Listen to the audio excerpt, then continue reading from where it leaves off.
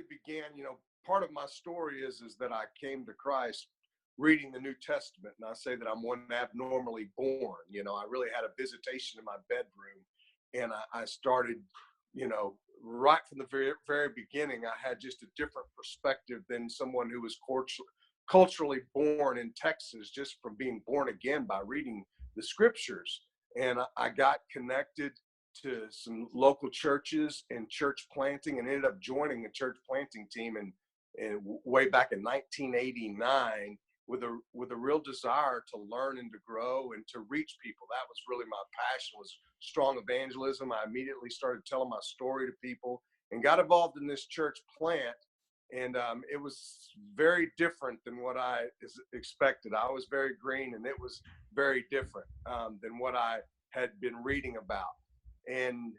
But there came a man who became my disciple. He became my spiritual father, Charles Culpepper, and he started really pouring into me and teaching me about missionaries of the past and Dawson Trotman and things about discipleship. And it's hard to explain. It just lit everything inside my heart, or a desire to multiply and reproduce disciples. And my time there led to me planting a church with a team of young people that my wife and I had led to Christ and discipled, with a vision for a network of reproducing disciples that certainly is not where we are today, but it really was the beginning of that. And it was at that church where we went to Ethiopia, and that further expanded the vision. What happened in Ethiopia? God really just wrecked our hearts for the nations. We just got broken for the Horn of Africa, for the nations. We saw things so differently there, and realized there was this desire to say, whatever we do here in Houston needs to be reproduced there. So if we're going to reproduce disciples there, we want to see them reproduced all the way to the sands of Somalia. And there was just a broadening in our understanding of God's heart for the nations. And just, I think that opened our eyes further to the needs for reproducing movement. Okay, so if it was going to be a disciple-making movement, it had to be the same principles and practices in both the Horn of Africa and in Houston. Yes, that's correct. And we were already had a lot of the DNA and doing a lot of it, but it just opened our eyes and stretched us even more to see the consistency in DNA here reproduced there. Okay, so how did that play out there in Houston when you came back from the trip? What was different? We decided to mobilize all of our house churches and cell groups with a heart for the nation. About 3/4 of our members went. We made sure that when we had a membership class, that we emphasized that membership was a commitment to discipleship. And so we taught them kind of at that time, it was like a 3/3 process. It wasn't I don't think as effective as what we have today, but it was still a good 3/3 DNA. And so those were some of the things that we made sure that we built in to our church. Okay, so it was a single church, but with multiple groups, discipleship groups. That's correct. We even said that, that Sunday was a celebration or a reunion of all the churches and community groups that came together. Okay. And what was the next step in the journey? How did you connect with No Place Left and those sorts of relationships? Yes. And about 2011, there was just, a lot of it was just a call of God, maybe a next step to start more becoming a leader who invested in other leaders was a part of it, even beyond a local congregation. But also there was a bandwidth issue that I was personally wrestling with our celebration, just the management of that. And because we did it every week, and there was some real concerns that it was eating up a lot of my time. I think the main thing was that it was a kind of a move and call by God, but then there were some practical things that I felt like I didn't have the time or bandwidth to preach week in and week out, to organize all kinds of staff. Even though we weren't huge, still we'd gotten up to a couple hundred people and 15 churches, community groups. It was still a lot to organize, and so I desired to be more released to multiply churches and movements at that time. Okay. And so how did you handed the church over to other leaders? Yes, I handed it over to 5 elders. Okay. And then what's your life looked like since? How has that worked itself out? Me and I invited several others. We went all the way back to Chicago. I guess, was that December? I can't remember the exact date. I think that was 2011 of December, where there was a large group that met there with Ian Kai and Steve Smith. And that's whenever I got a clearer picture of T for T. We were already using a lot of the principles that we had used for many years, person of peace, a lot of that. But I got a clearer picture, and I met this young man named Trey Nine, who was a local hip hop artist who had just a desire to go after disciples and plant churches. And that led my connection with him. I started mentoring and discipling him, and that led to the network's growth and us penetrating into urban centers and hip hop culture. They're in Houston? That's correct. In okay. Houston. So you began, playing more the role of a movement catalyst, a trainer, a coach. That's correct. Yes. And I'd asked the Crossroads to send me out to start this new network and to focus on starting other networks and identifying other movement leaders. Okay. And the two areas of focus are Houston and the Horn of Africa. That's correct. That's okay. correct. 2 cities. I feel like called the 2 gateway cities. Yeah. And so tell us how it's unfolded in Houston. What does your role look like? We now in Houston, a short time after that, Ray Vaughn came to Houston, and he and I started partnering together and praying together and talking about the vision of No Place Left. And then we have 3, and we're even starting a 4th network. So we're birthing new networks, and it's gotten to where now we're about 4 or 5 networks in the greater Houston area that are working together to accomplish and complete the No Place Left vision here. And we say we want to see reproducing churches in 165 zip codes here in the greater Houston area. Okay. And so how do you fulfill your role then, as in those, seeking to build 4 networks across the city? What does that look like? Well, I mean, there's certainly regular gatherings of leaders, and we even have some broader network gatherings where periodically all of our networks will come together. And my role is kind of the spiritual pops with all these guys. I'm about 20 years older than all of them. And so I kind of serve as a father. And, used to when I was younger, I'm a hyper kind of competitive guy. I wanted to do it all myself, and I'm learning to die to that and to cheer on these young guys and to do all I can to support them as they do it and celebrate that reality and fact as being known yet unknown. Okay, well, why don't you tell us the story a bit of the hip hop brother? Yes. Just tell us a little bit about his ministry and what he's doing. Yeah, so Trey Nine is a hip hop artist that just really wanted to see more than just entertainment. He got a real passion for multiplying disciples, and he was looking for someone to help him with that. Really effective evangelist, has some strong apostolic gifting as well. He's really entrepreneurial in a lot of ways. And so I started meeting with him, and one of the first things I started talking to him about is that we've got to get it beyond just the stage of presenting the gospel to where you're training every person. If people come to Christ at these events. Well, then how are we going to teach them to take the gospel to their oikoses, to their networks of relationships? And I said, it has to be something simple and reproducible. And about that time, I'd been using, simple forms of gospel share like the bridge and other things like that. But when we met Ray, he introduced us to the 3 circles. And the 3 circles have been a phenomenal tool among that hip hop culture. They're very visual. And so we started training all of these artists in the 3 circles.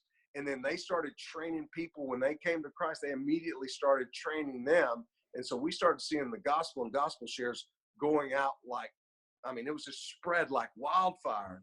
And so these guys were no longer just sharing through hip hop, the gospel through a hip hop, but then they were teaching everyday people how to reach their families and their networks, neighborhoods, and oikoses, and what we call a ministry map. And so that really started the spread of the gospel in amazing ways. Okay. And how did that work itself into discipleship and church formation? Yeah, that's a good question. And then a part of that, we started working on, we'd already been using kind of some 3/3 DNA pieces, but with that, we adopted the 3/3 with its parts, and we started teaching that down. We developed a short-term discipleship set of commands with 9 different commands. And so when we'd lead someone to Christ, we'd take them through their identity, teach them that they're an ambassador, a new creation. They've got a ministry and a message. And then we started taking them through 9 story sets of what it means to be a healthy church and the commands of Christ, and started moving them towards discipleship and identifying as part of the healthy local church. Okay. And what are you learning about sort of moving? Obviously, the gospel's getting out, but what are you learning about seeing people move into discipleship and church formation? Well, of course, always it's not easy. Sometimes it looks a lot better on paper. Because there's a lot of difficulty and suffering, and the follow up and follow through is so key. And in typical and urban and suburban cultures, we're so isolated and disconnected that is the hard part, is getting people to follow through. And one of the things that we are seeing happen is if we are winning people in there already a normal everyday connection in relationship, then it's a lot easier to follow through with the discipleship. And so that's been key. We've learned a lot about that. Okay. And have you seen yet second, third generations of churches? Yes, we have a fourth generation church that's been reproduced, and it's to say that it's super healthy is it's just beginning. And but is that the Corinthian church or the Galatian church? I don't know. Probably both. Put them together. Yes. Have you got anyone in those churches called Ananias and Sapphira? I don't know that they're here anymore. Yeah. So discipleship's a challenge, but you are seeing generational growth of churches. That is correct. Yes. Slowly and surely. That one of the big things that I've struggled with here for all these years is getting pushed down here in this culture and context, 3rd to 4th generation and beyond. We've gotten a 3rd generation multiple times here. So really since 1997 we have, with multiple leaders and huddle coaches and catalysts, but we've had a hard time getting 4th gen and beyond. Okay. Well, most of the people listening in a Western setting right now, they're saying, tell us how you got to 3rd generation. So, because that's their challenge. Right. So just what have you learned about getting to that 3rd generation? Well, I think that, one of the things that we would do is teach that 1st generation to be thinking about being good grandparents, and how can they help their children raise good children. I've just now become a grandfather, and I want to see my children be good parents. And so one of the things that we talked about is how can you help the 2nd generation be a good, parent to the third generation and beyond. So also thinking towards the edge has been real key. Thinking towards those further generations. What do you need to do to nurture those relationships and to nurture those leaders to reproduce further and beyond? Okay. And how many, have you got some idea of how many churches across Houston that have been started and how many have got to second or third? Yes, I mean, we have, I mean, we've got multiple networks going, but that hip hop network, I think, is at 12 or 13 and has two different streams that are at that third and fourth gen place in there in those 12 churches. It's about, I think it's only like 3 different streams, but 2 of them have already reached to the third generation and beyond. Okay.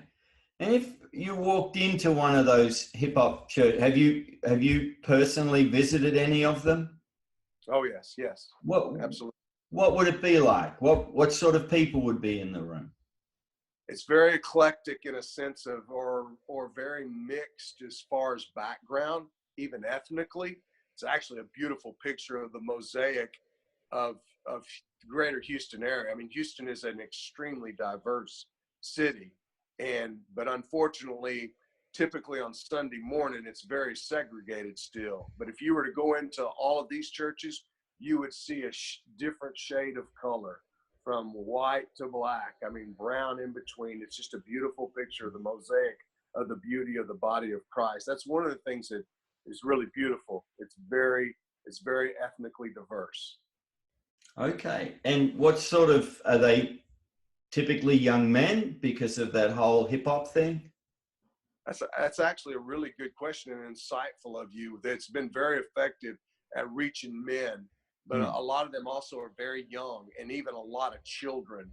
One of the strategies, the entrance strategy, is what we call events with intent. And so we do these hip hop hopes. They do the hip hop hopes. They go into an area, usually a very underserved area, utilize hip hop, and they have an hour program where they feed, share the gospel, do hip hop, and then they begin to filter and to funnel those guys into disciple making relationships that leads to gathering in churches. Okay. And I've got a feeling most of these guys, those guys would not, it's not as though they're going to walk into a normal church, are they? Yeah, that's correct. A lot of them have backgrounds. They're carrying felonies. They've got gang tattoos, and a lot of them have felt rejected by most church background or Christians even. Can you think, maybe you can change his name, but can you think of an example of someone in one of those groups whose life has been turned around? Yeah, there's been multiple, which has led to some part of the connection. We have multiple guys who have come through the prison system, have come out, and we've trained them in the prison system. So there's a connection here. The real movement is happening in the prison systems. And we haven't even talked about that, but that's connected to this. In the last 4 months, I think we've seen over 55 churches multiplied in the prisons around the state of Texas, where it's covered more than 10% of the units. And there's a bunch of us working together on that. And so we've had guys come out of those units that are discipling, leading and help facilitating churches, that their lives have just been radically transformed. And where the areas where they were bringing destruction, they're now bringing the reconciliation of Christ, and they're able to reach guys that you and I would never be able to reach. So tell us some more about the work in the prisons. Are you directly involved, or is that one of the leaders that you partner with? I am directly involved, and we have a team. One of the key multipliers is a guy who was in a unit for 17 years, and Woods Edge is helping him follow up on many guys that there was one particular unit. This is a good story that they'll have to get a picture of this. I call it the dandelion effect, kind of the Acts 8 effect. We had one unit in Texas that came under litigation because it was so hot. And we had a team in there. I mean, temperature hot, bad, inhumane type of hot. And we had a team in there that was training them, but because of the litigation, they took all of those guys and basically sent them all over the state.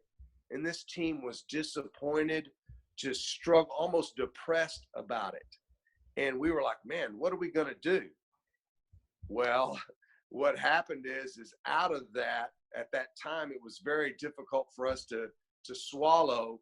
But then we had a guy, David Temple, with the help of Woods Edge, started following up all the guys that they were training and started planting churches in multiple units all over the state of Texas. And I'd been praying for a long time, how are we going to get the No Place Left vision to all these other regions beyond Region 3, which is kind of around the Houston area? So through that one situation where all of the guys in that unit got moved out, David and a woman named Bonnie Taylor have helped faithfully follow those guys up. And it's led to multiplication of so many different churches, and it's been exciting. Wow. So what does a church look like in the prison system? Well, I mean, we say that it's a gathering that's based upon Christ, that has caring leaders, that has New Testament characteristics, that has covenant, and has children. I would call that the 5 C's of healthy reproducing church. And so they can gather anytime, anywhere. Now, some units are a little more open to them gathering than others. Sometimes it makes it difficult. We also have a lot of Christian dorms in Texas. So they're dorm rooms that are faith-based. And so we have gatherings there, and day rooms out in the rec, just wherever they can gather. We train them to gather, how to do the 3/3, how to be a healthy church, and how to reproduce disciples and share the gospel, and then develop leaders and just turn it loose. Wow. Isn't that wonderful? Yeah, it's amazing. You get paid to do this? I think there's something like a million people in prison in the US. Yes. Right now. And so it's wonderful to hear that the gospel is touching the prison system.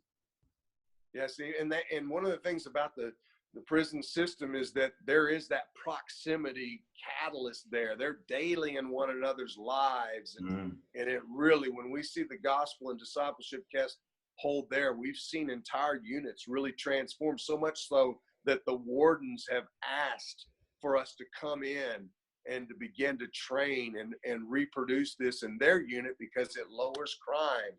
Recidivism is helped. As so many things are, by the transforming power of the gospel, are changed in those units. And so the wardens are seeing that. Wow. Okay, so tell us a bit. We've spent a lot of time on Houston, but you also have a heart for the Horn of Africa. Yes. Tell us what God's been doing alongside of the work in Houston. What's unfolded in your partnership there? Man, the most amazing things have happened, particularly over the last 10 years. It's hard for me almost to not get emotional about it, because for years we prayed for Somalis for years. And if you've read The Insanity of God, I don't know if you have, but many probably out there have. And then I partnered with the author in Addis, and he really handed off to me the vision for Somalis. And I just had a heart for Somalis and the whole Horn. And we started seeing Somalis come to Christ at first by the dozens, and then the hundreds. And then we started seeing reproducing disciples in churches. And then we started seeing guys go across the border and plant and, reproducing churches in some key cities in Somalia. And I mean, that is happening, Steve, around every out of Ethiopia, every surrounding country in the Horn, and even many of the refugee camps. We're seeing the gospel being spread. leaders being developed, disciples being multiplied, and churches being multiplied in every nation around Ethiopia. That'd be northern Kenya, Somalia, Djibouti, Eritrea, North Sudan, and South Sudan. And I mean, it's been spreading like wildfire. And typically these folk are a Muslim background?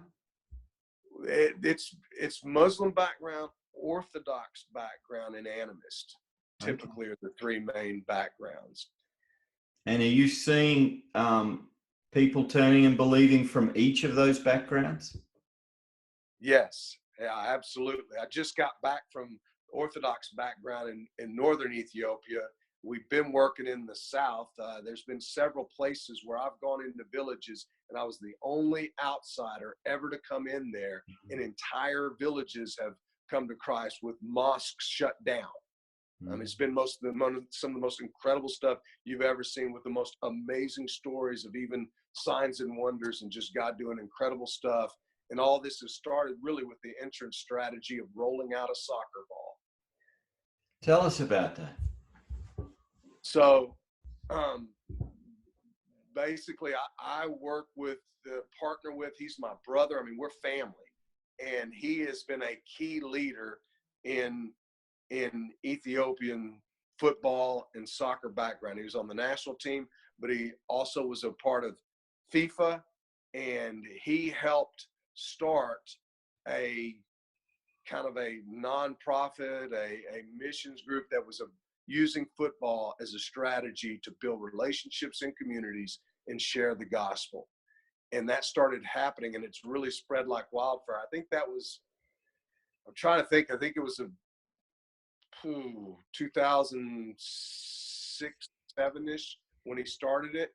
And it is multiplied all over that nation and even Africa as a key strategy for gospel sharing. But the emphasis was gospel sharing, but this guy had a heart to see follow-up and movement happen. And he and I partner to work together to see that happen. And so the way of connecting with a community is offering to train kids in playing soccer. That is correct. And so they train the coaches to start out by just, building relationships with the kids. And these are in very high persecutory environments. So there needs to be real wise training, but also they're very xenophobic, very don't want any outsiders. And they'll say, what are you doing here? We don't want you here. But because of the soccer piece, they're like, we like you here. We want you here. Help teach our kids the game of soccer. And as a result, it gives the coaches an opportunity to teach them about Jesus, his character, and the gospel. Wow. And for probably most American listeners, they don't understand that soccer, or it's called football, That's correct. Is the world game. It is a religion. Yes, that is correct. And so so God's using that as an entry strategy. So for the outsider to come in and win trust, share the gospel, how does it jump then into the community where you're seeing discipleship and church formation? Well, there's been several different ways that this has happened, but typically we train the coaches once they start seeing the kids come to Christ, and then begin to gather them as a team, and then begin to transition the team to be church together. But then that's also spilled over into their families as well. So, and there's been several instances where, and particularly like I told you, where the entire village is converted. One happened where an imam, a key leader, Muslim leader's son, was on one of the teams, and his wife, the son's mother, had been extremely ill for years. And the coach had continued to ask the team, how can we pray? And it came up eventually. He noticed one of the boys was really sad and kept asking him about it. And it came up that his mother was ill, and everything they tried, nothing had worked. Well, over a process of time, it led the coach to lead the team to go pray with the mother. And there was a manifestation of some real demonic activity when that happened.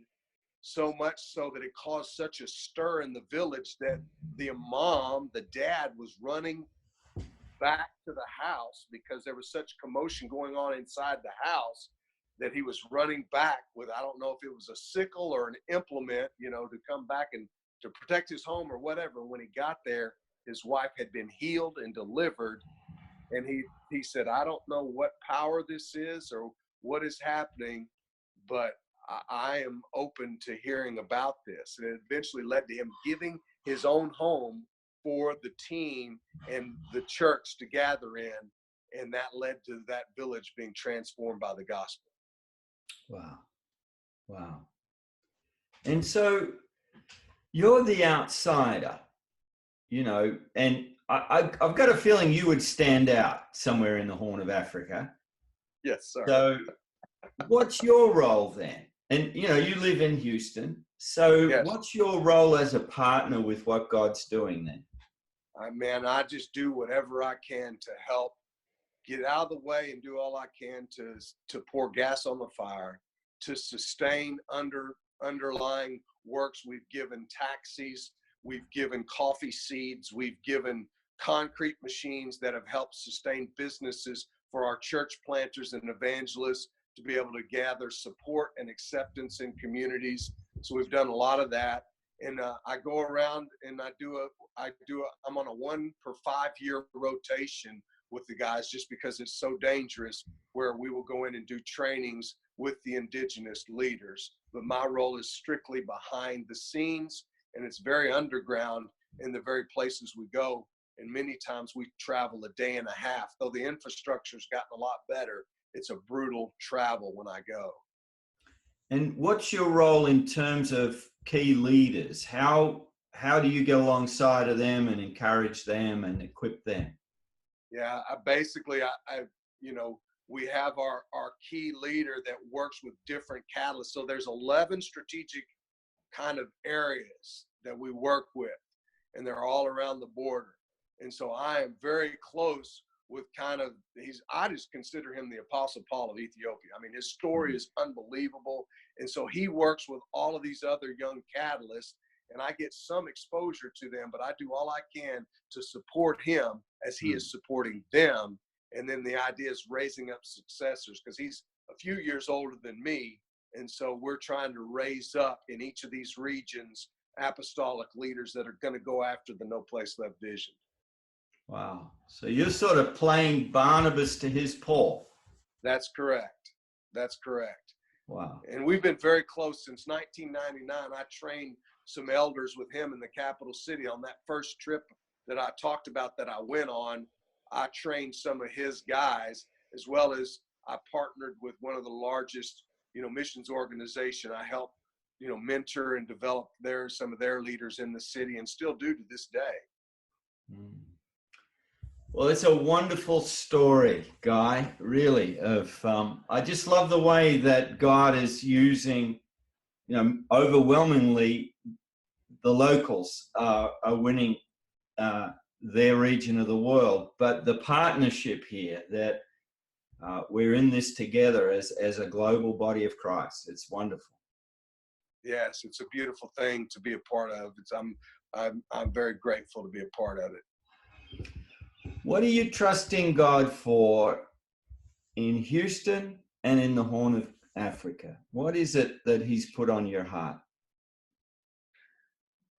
One of the key things in both areas is to see, reproducing network leaders, which is a different way of thinking for me. It's probably this past year, if you were to ask me what's one of the key areas of shift in your thinking, is now I'm thinking reproducing networks. And so what I'm saying is we need multiple 120s. We need multiple upper room, experiences where networks are exploding and multiplying all over the city and all over the Horn. And with that, we also need sustainability, meaning that we need resources. And so starting Kingdom Professional businesses has been a big piece on my heart. We've been starting them in the Horn of Africa for years, but now I've even started a moving company where myself and one of the other networks work together with this moving truck to not only share the gospel, but to sustain the workers. And so that we are not, as Paul said, not depending upon anyone else, that we are working and providing out of our own means to resource the gospel and the kingdom. Mm. And what about for Houston? Is it similar there that what you're seeing is we just need, for a city, what, of 6.5 million, we've got to multiply networks and streams of church planting? That's correct. Yes. I mean, that is key. And then one of the things this coming Sunday, we will be commissioning a network out of our network, which is a huge blessing. And I don't know if, years ago I could have done, simply because of what happens is you feel like you're letting go of resources. So that's one of the things about letting go of stuff is if you have underlying resources, that you're being able to establish through business, it allows me to be a lot freer to be able to just say, well, I can release all of that because I'm not depending upon any resources from any of those churches to support me, because I have a business that's supporting me, and it's allowing me to be free to be more of a network multiplier. Mm. So looking back to when it began in the late 80s and the journey you've been on since then, what's the one lesson that comes to mind that God has taught you that's absolutely foundational? Man, that's a great question. But I think the key, brother, for me was when I came to Christ, I'll just be honest with you. When I came to Christ, I thought finally God had some cool people on his team. I mean, I really did think that. I thought that that most Christians were just kind of ice cream eating, coffee drinking dorks. I'm sorry, I'm not. Yeah, I don't. Yeah. That was just my perception, and I was an athlete, a jock, a cool guy, and I just thought, man, finally God's got some cool people on his team, so we're going to see some stuff happen. So you can only imagine the kind of brokenness and smashing I've had to walk through to see some of that delivered for me, and so much stuff that I've learned. And for me, the key is guy, get out of the way.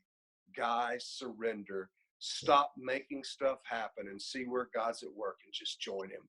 Have the depth of character to surrender and to die moment by moment, day by day. If we're not abiding in Christ at the deepest level and it's not powered by the Spirit, all of our tools and all of our strategy is meaningless. So to me, it's about the deeper life in Christ and a moment by moment surrender to him.